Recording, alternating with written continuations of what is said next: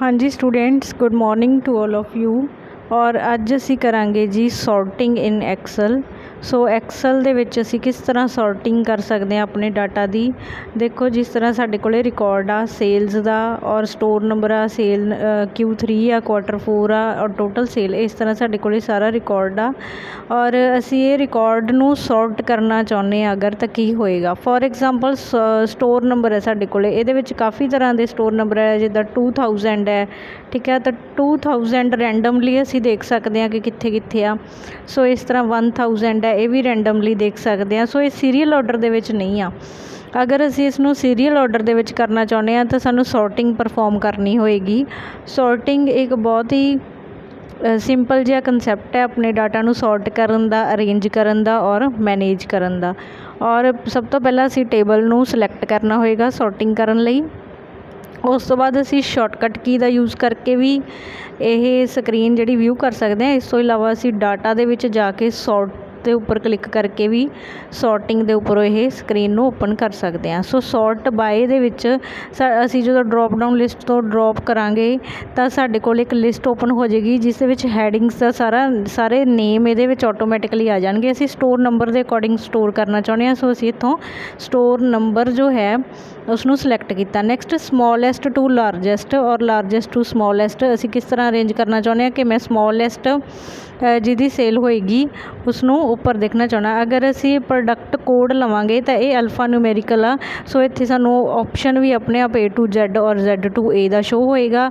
और अगर असी सिर्फ न्यूमेरिकल डाटा यूज़ करते हैं तो सानूं जिहड़ा शो होएगा ऑप्शन इत्थे स्मॉलेस्ट टू लारजेस्ट और लारजेस्ट टू स्मॉलेस्ट शो होएगा। सो एक्सल एक स्मार्ट सॉफ्टवेयर आ। सो इसनूं अपने आप पता लग जाता कि साडा डाटा किहो जिहा, तो सानूं उस तरह की जिहड़ी ऑप्शन आ प्रोवाइड करेगा।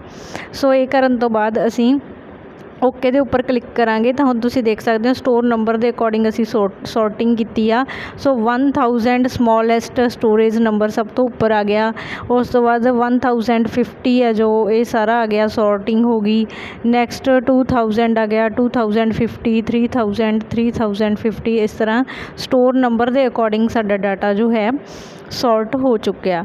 फॉर एग्जाम्पल हुण असी सॉर्टिंग करना चाहुंदे हां टोटल सेल दी कि जिहड़ी सेल जिस स्टोर की सेल सब तो ज़्यादा वो मैनूं सब तो उपर शो होए तो असी की करांगे, डाटा नूं सिलैक्ट करांगे, सॉर्ट करांगे और सॉर्टिंग के उपर जाके टोटल सेल इत्थों चूज़ करांगे।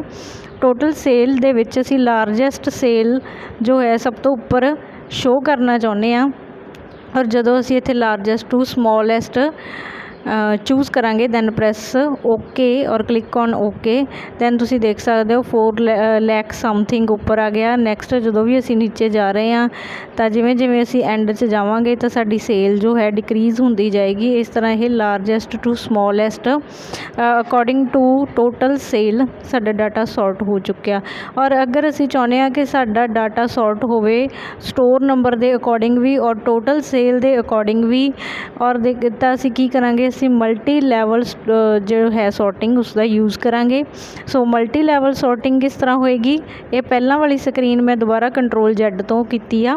सो इस विच असी देख सकते हैं कि स्टोर नंबर सेम आ और जिहड़ी असी पहला हुण करके हटे आ तो उहदे विच तुसीं देखिया सी कि टोटल सेल के अकॉर्डिंग डाटा सॉर्ट होया सी। तो हुण असी चाहुंदे हां कि दोनों के अकॉर्डिंग डाटा जो है सॉर्ट होवे, तो मल्टी लैवल सॉर्टिंग का कंसैप्ट इत्थे असी लर्न करांगे।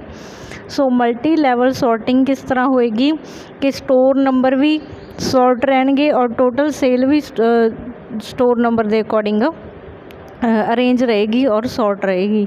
सो असी डाटा नूं सिलैक्ट करांगे, सॉर्ट के उपर क्लिक करांगे, दैन स्क्रीन ओपन हो जाएगी साडे कोल एक सॉर्टिंग दी। सो इत्थों असी स्टोर नंबर चूज़ किया होया। नैक्सट असी स्मॉलेस्ट टू लारजेस्ट इनू देखना चाहुंदे हां। सो इन्हां भी असी चूज़ किया होया, ठीक है जी, smallest to largest. Next multi level आ। सो असी सैकेंड भी ये कॉलम ऐड कर देंगे जिस दे अकॉर्डिंग असी सॉर्टिंग करनी है। तुसीं 3, 4, 5 जिन्ने भी कॉलम ऐड करने कर सकते हो। असी सिर्फ 2 कॉलम करांगे। सो असी 2 या 2 तो वध करदे तो इनू असी मल्टी सॉर्टिंग कहने। सो टोटल सेल असी लारजेस्ट टू स्मॉलेस्ट शो कराउणा चाहुंदे हां। सो इत्थे असी लारजेस्ट टू स्मॉलेस्ट जो है एंटर करांगे, लिस्ट दे विचों चूज़ करांगे और दैन क्लिक ऑन ओके। ਜਦੋਂ ਹੀ ਅਸੀਂ ਇਹਦੇ ਉੱਪਰ ਕਲਿੱਕ ਕਰਾਂਗੇ ਤਾਂ ਤੁਸੀਂ ਦੇਖ ਸਕਦੇ ਹੋ ਕਿ ਸਟੋਰ ਨੰਬਰ ਦੇ ਅਕੋਰਡਿੰਗ ਵੀ ਸਾਡਾ ਡਾਟਾ ਸਟੋਰ ਹੋਇਆ, ਔਰ ਟੋਟਲ ਸੇਲ ਦੇ ਅਕੋਰਡਿੰਗ ਲਾਰਜੈਸਟ ਸੇਲ ਸਭ ਤੋਂ ਉੱਪਰ ਹੈ ਔਰ ਸਮੋਲੈਸਟ ਸੇਲ ਸਭ ਤੋਂ ਨੀਚੇ ਆ। ਸੋ ਇਸ ਤਰ੍ਹਾਂ ਸਟੋਰ ਨੰਬਰ ਔਰ ਟੋਟਲ ਸੇਲ ਦੇ ਅਕੋਰਡਿੰਗ ਸਾਡਾ ਡਾਟਾ ਜੋ ਹੈ ਸੌਰਟ ਹੋ ਚੁੱਕਿਆ। ਸੋ ਇਸ ਤਰ੍ਹਾਂ ਅਸੀਂ ਡਾਟਾ ਦੀ ਸੌਰਟਿੰਗ ਬਹੁਤ ਹੀ ਸੌਖੇ ਤਰੀਕੇ ਨਾਲ ਐਕਸਲ ਦੇ ਵਿੱਚ ਕਰ ਸਕਦੇ ਹਾਂ। ਸੋ ਆਪਣੇ ਡਾਟਾ ਨੂੰ ਮੈਨੇਜ ਕਰ ਸਕਦੇ ਹਾਂ, ਇੱਕ ਚੰਗੀ ਅਰੇਂਜਮੈਂਟ ਦੇ ਲਈ ਕਰ ਸਕਦੇ ਹਾਂ ਇਸ ਚੀਜ਼ ਨੂੰ ਯੂਜ਼।